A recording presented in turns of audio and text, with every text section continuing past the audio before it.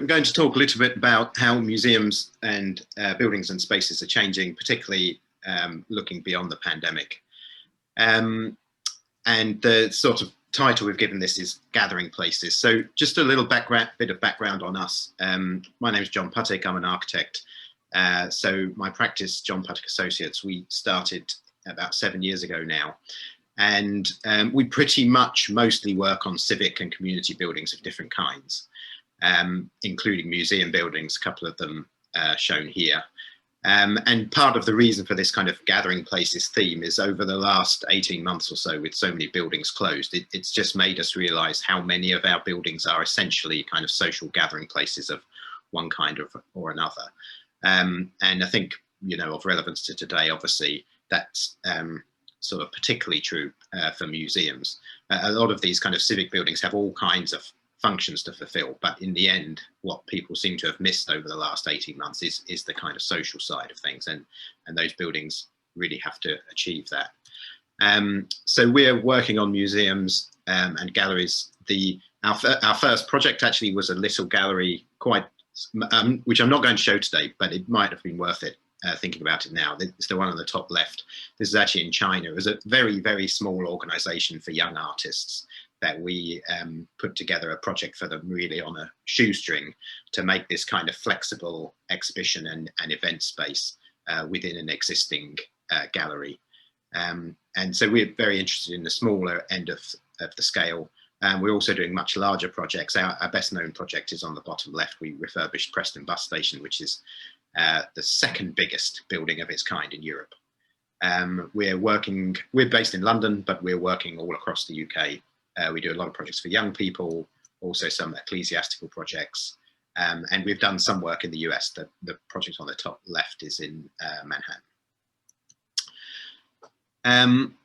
But to sort of come to the subject, so just talking to people that I know and that we've worked with in the past who've working in the museum sector in one way or another, I felt that has been maybe some reflection on the past 18 months on how people use their buildings for museums, which is probably in a way because they've been closed, that gave people perhaps some time. Also thinking about adapting them for COVID was perhaps something.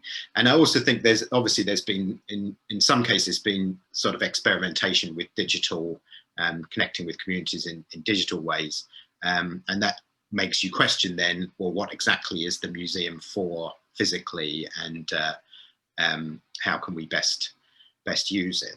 So what I'd like to do, I'll talk through sort of some general points that have really come up from just talking to our team in the office and talking to other people. But I'd be really interested to hear at the end what everybody else is thinking, and because I'm certainly not saying that we have all the answers to everything. I'd be quite interested for some dialogue to hear what people are thinking about. Our feeling so far is that most of the changes that are likely to happen to museum buildings going forward are probably things that were already trends apparent before the pandemic, which I think is true for almost everything, retail or office space and so on, that you might be involved with as an architect. Mostly the pandemic has kind of sped up things that were already sort of happening.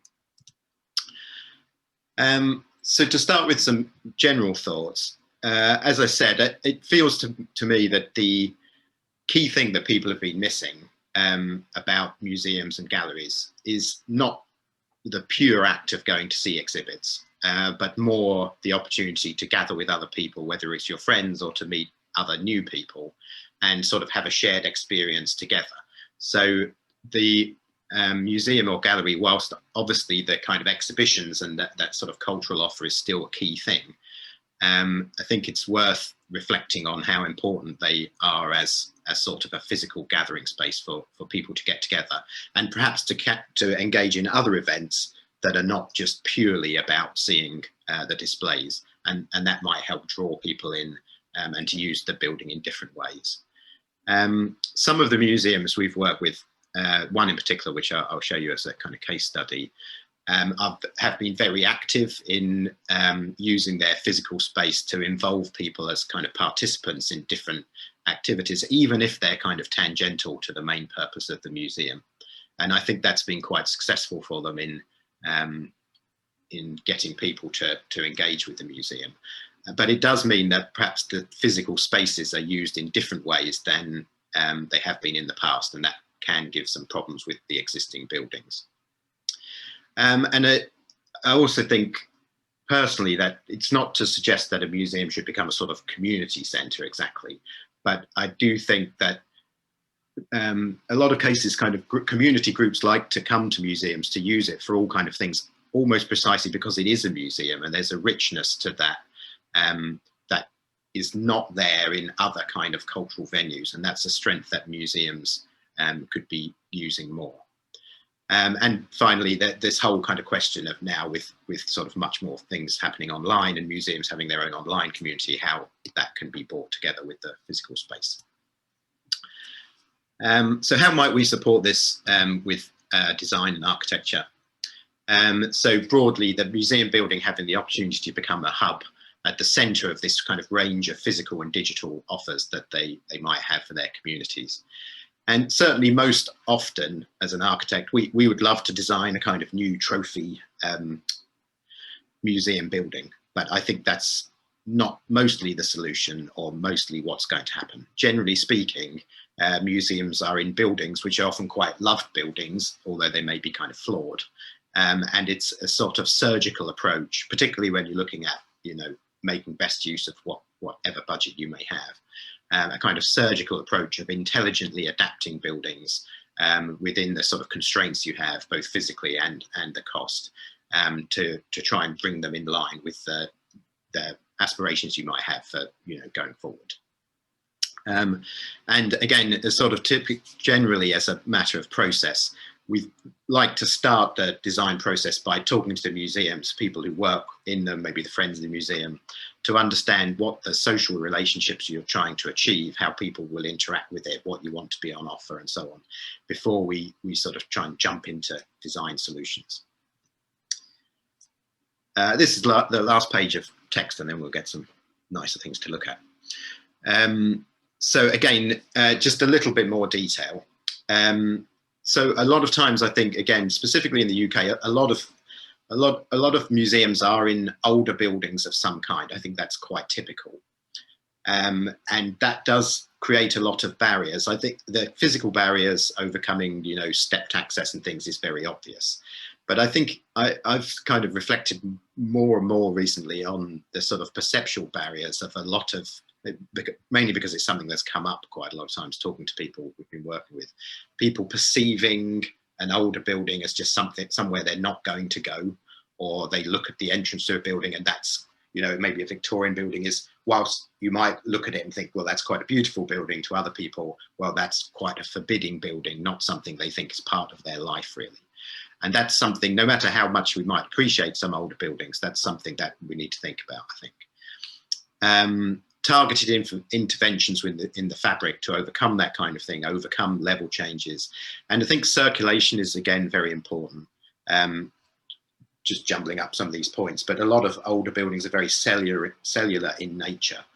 And that really sort of goes against what you might most likely want to do in the future of opening up the spaces, kind of getting a natural flow, people intuitively understanding how to get around, and also using that as a way to, if somebody comes to the museum because they're part of a dance group, or let's say, and they're going to use a flexible space there for dance, giving them glimpses into the collection and kind of suggesting to them they might engage more is often quite hard to do in existing museum buildings. So that's somehow we can look at that and make little interventions to improve things. A new addition obviously can, if you can afford to do so, can really symbolise the change of a museum and give you a kind of way to make it clearly more inviting and a different character. And then finally, I'll give one example of this kind of idea of physical and digital sort of becoming a kind of more fluid thing. That's something, again, I think is really sort of very much experimental right now and will develop more. So I'll just talk through two case studies. Neither of these are built actually, but I felt in both cases they are projects we've worked on where the ideas involved were most in line with how a kind of anticipate things developing as we go forward. The first project, we were commissioned by Watford Museum, which is a local museum in Hertfordshire, to look at their existing Grade 2 listed building. It's originally a Georgian manor house that you can see right in the middle there on the road. Watford, they're a really great example of a museum that, of course, it's essentially a local museum. So it's got local history collections. They've got specifically a printing collection because that's part of their heritage of the area. They have a collection of paintings from quite nice paintings actually from a country house there, and other sort of local history type things. But they are also very active, and they have all sorts of groups using the building, from Chinese dance through to sort of DJ sessions, and there's a Scrabble group and all kinds of different things. But as you can probably see from the spaces at the bottom, the building is a beautiful building and has some very nice details inside, but it's quite dark internally. It's pretty chopped up, and it's quite hard. I felt that they're sort of making the best of trying to get all these things happening in there, and the building is not really supporting them to do that. It's also another minor point, but it's also just on the wrong side of the Watford Ring Road.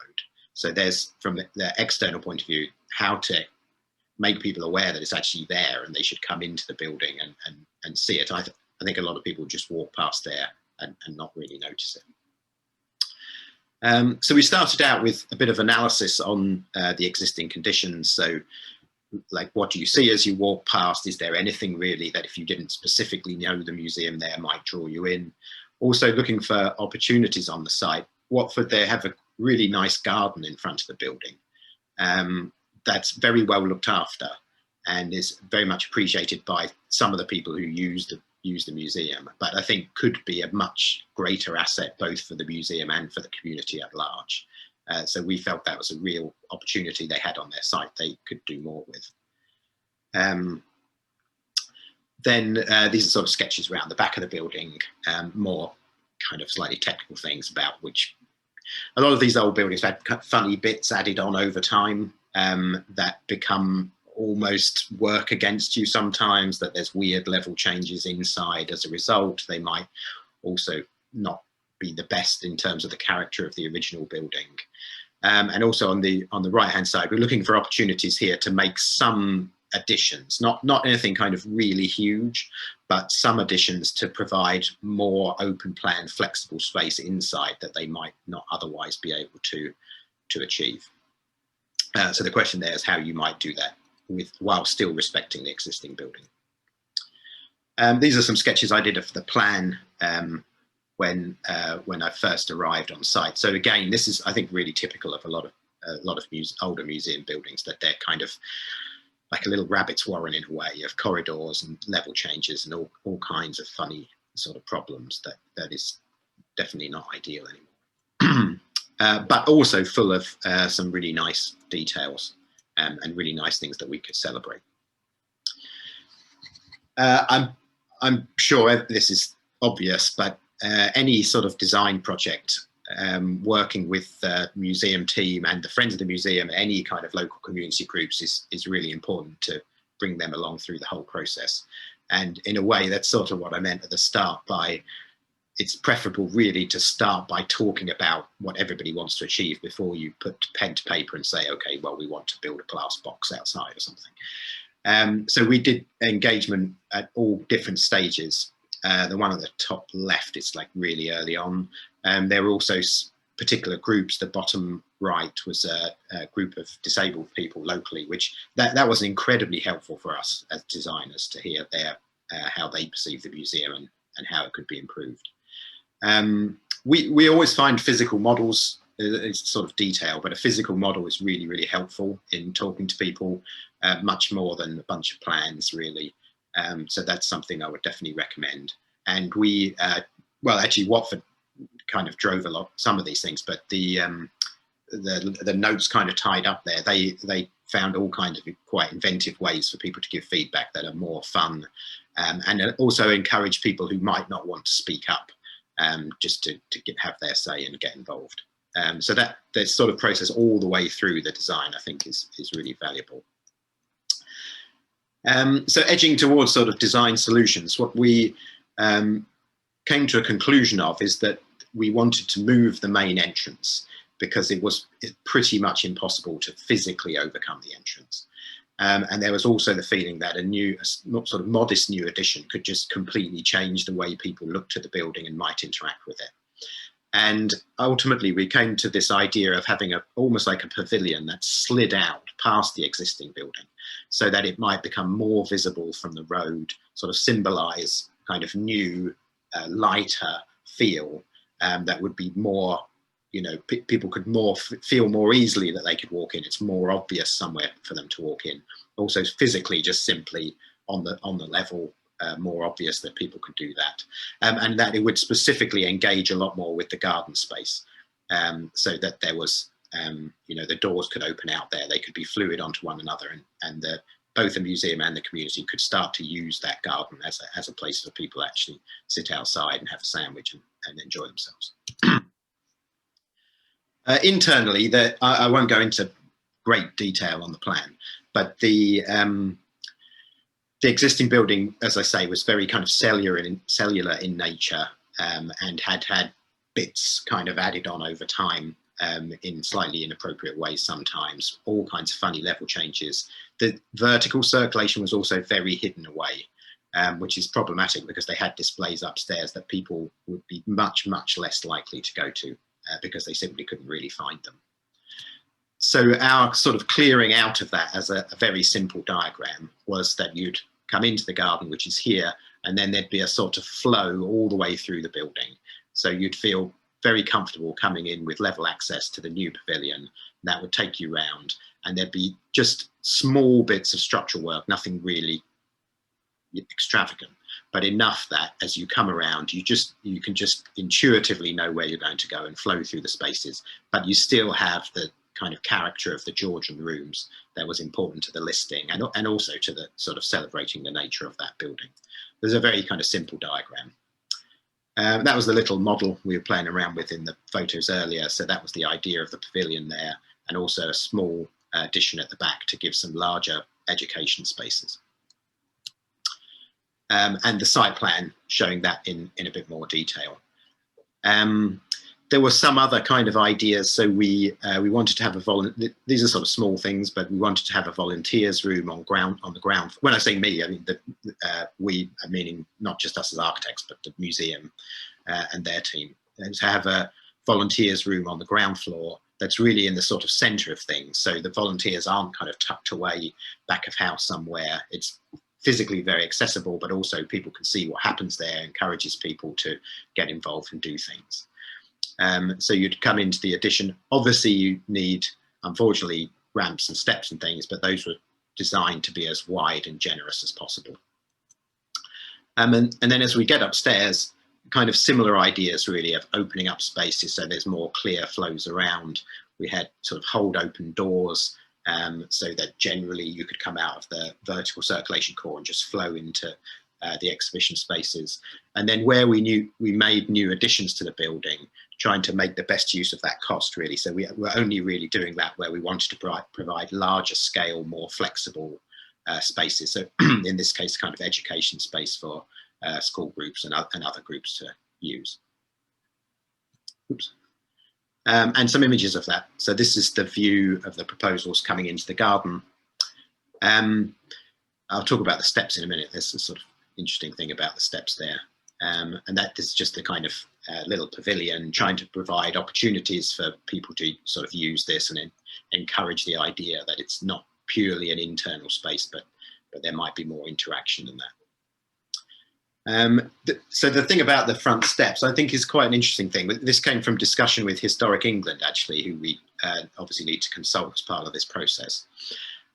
So they made the very good point that, okay, we understand that you want to move the entrance and that might reduce the idea of it being this kind of imposing start to your journey through the building. But then what happens to the entrance? Is it just some locked doors?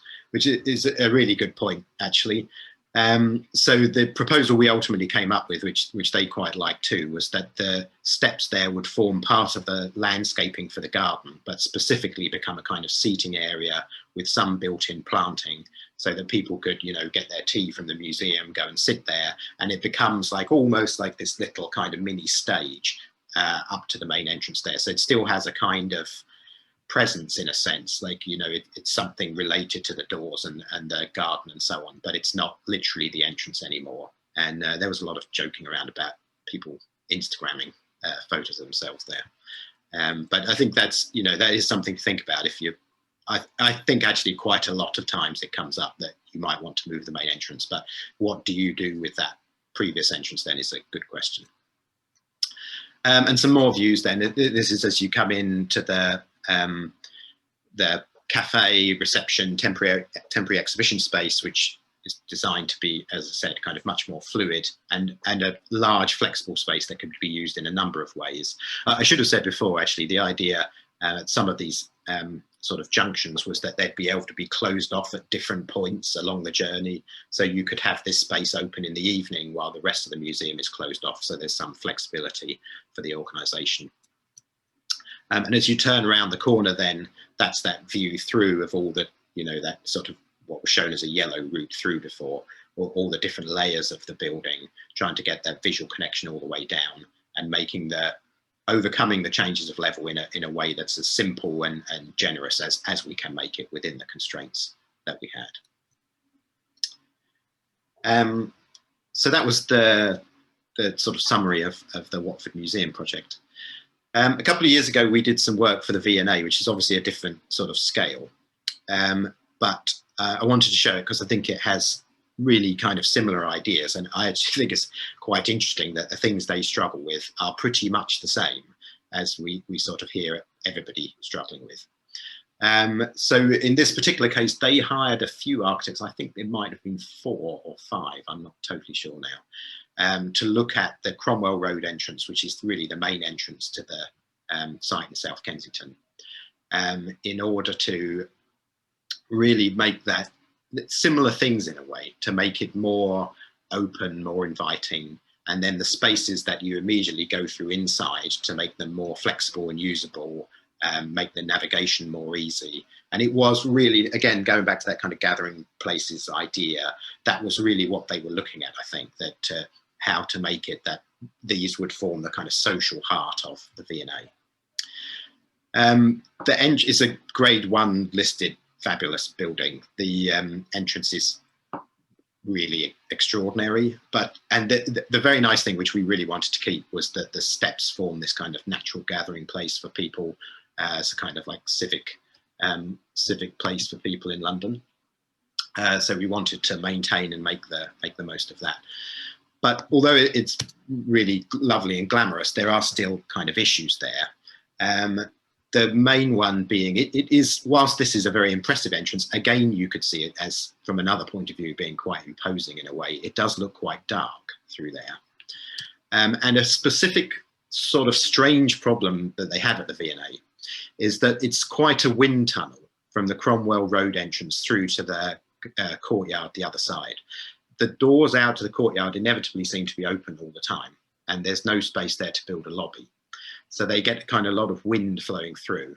And they had at some point, Matt, you could tell me, I think in the 90s maybe, they'd built this sort of funny glass lobby, but it's not big enough. So they can't get the flow of visitors through. So the doors are always held open anyway, which entirely negates the point of having it there in the first place. So there's a sort of technical need to solve that problem, but also an opportunity at the same time to try and address this sort of, you know, slightly staggered start, slightly dark impression as you come into the building. And then I was slightly surprised that kind of secure. I've been to the V&A lots of times, hadn't really thought about it, but when you look at it, you know, specifically, I was quite surprised that they'd never really seemed to have got to grips with the whole security process, really.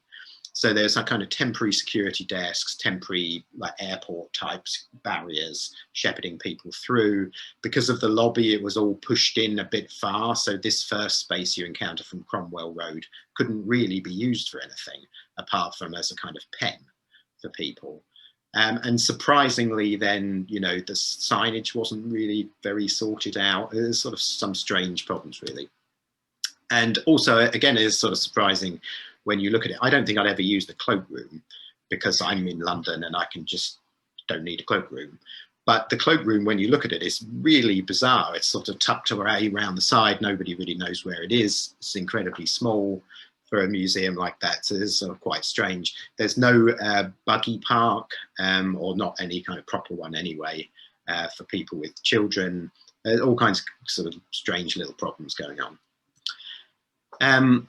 So these are sort of series of diagrams that we put together for them to look at just really, again, pretty simple stuff mostly, with one or two quite big interventions of how to improve that. And the idea was that these sequence of three key spaces, externally the main step being really a kind of space for the city, and then the entrance hall and the dome space, which I didn't show in the sketches, but you might know it's the one with the circular reception desk and the big kind of chandelier hanging down, that they become almost like kind of sort of city rooms in a way, because it's that sort of scale building. They're kind of gathering places for London, and that you could really see them as that and make them open and flexible enough that they could be used in that way.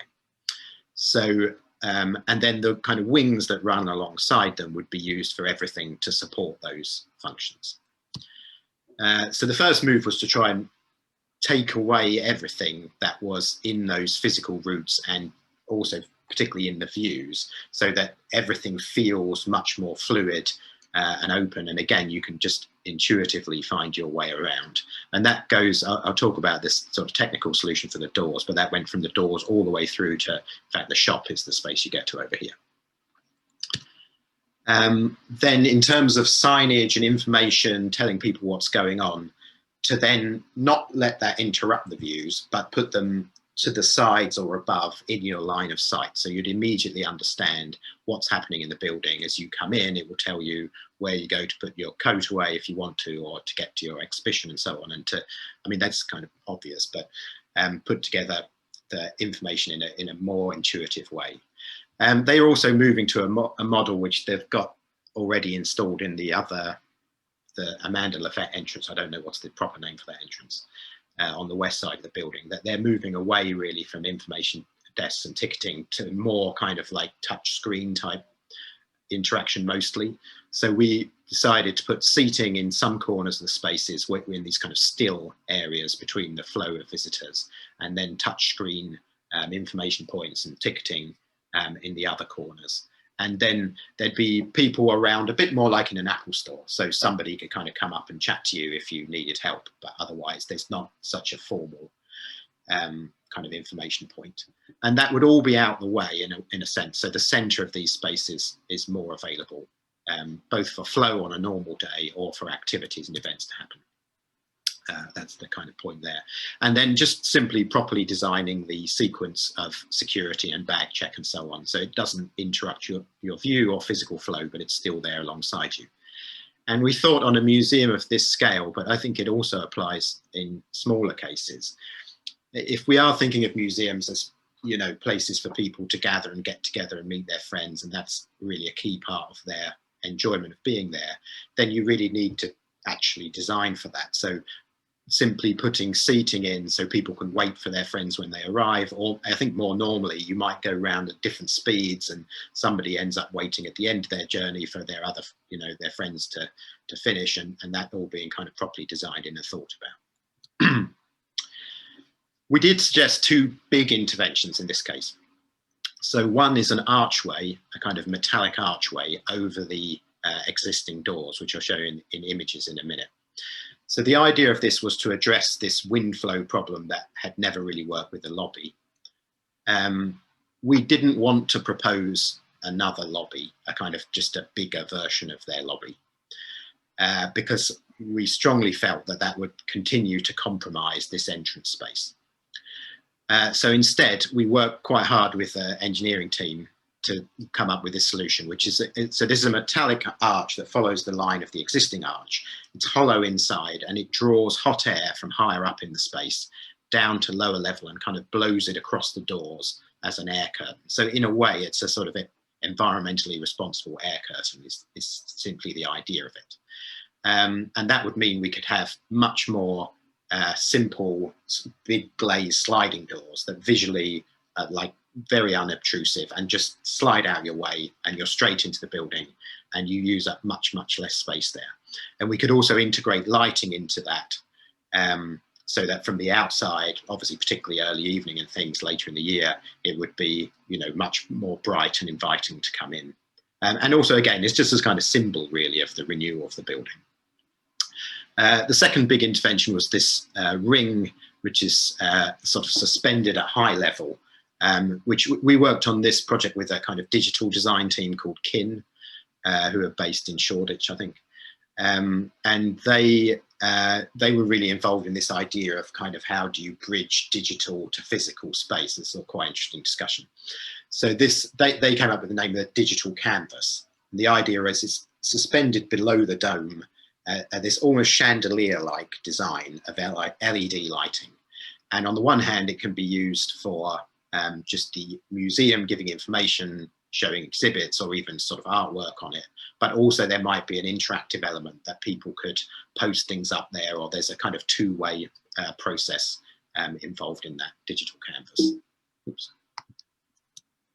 That's the plan as it works its way through. As I say, there are also kind of little things to do with how the cloak rooms work, Bucky Park and so on, but I won't dwell on those so much right now. So some images of that. This is the view of that main entrance space with the new metallic archway. Everything moved away to make this kind of really clear, clean entrance, neatly kind of security areas, but otherwise just trying to achieve this much more flexible space.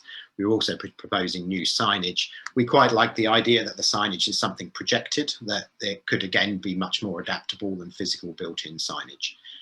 But overall trying to create a much more open and flexible space than it is now. And then moving into the big dome space, again, just trying to get everything out of the way to a certain extent. And then there's the digital canvas above your head there. And the kind of concept of that really is at different times of the year, then it could be used in much more dramatic ways. And the time we were doing this, we were really excited. They had that huge Frida Kahlo exhibition on, and they had the Frida Kahlo head out in the courtyard. So we thought, well, this is a great opportunity to use this space as an internal version of the way they were using that courtyard space. We've actually got a little video of this. It's only about 30 seconds, but I'll quickly play it.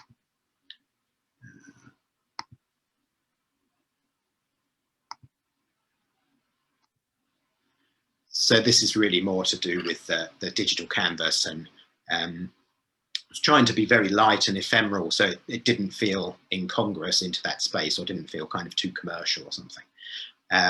But then the idea that it's being used by information by the V&A, or potentially for kind of interactive, you know, there might be an artist want to work there and kind of interact with the visitors in some way, or people even you know, anywhere around the world in a sense. That might start to, it's just a kind of outline idea, but that might start to lead to some ideas of how you might bridge this sort of digital and physical space sort of division.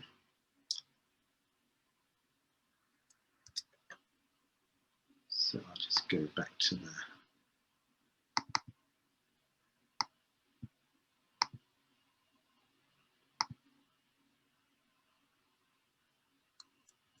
okay.